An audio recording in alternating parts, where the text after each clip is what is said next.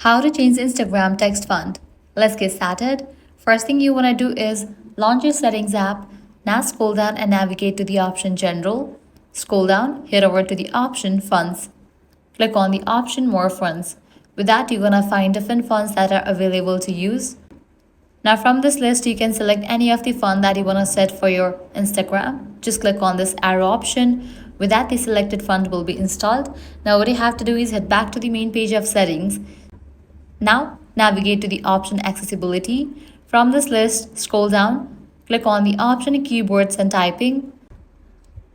Now click on the option Hover Typing. Enable for the option Hover Typing. Then click on the option Font.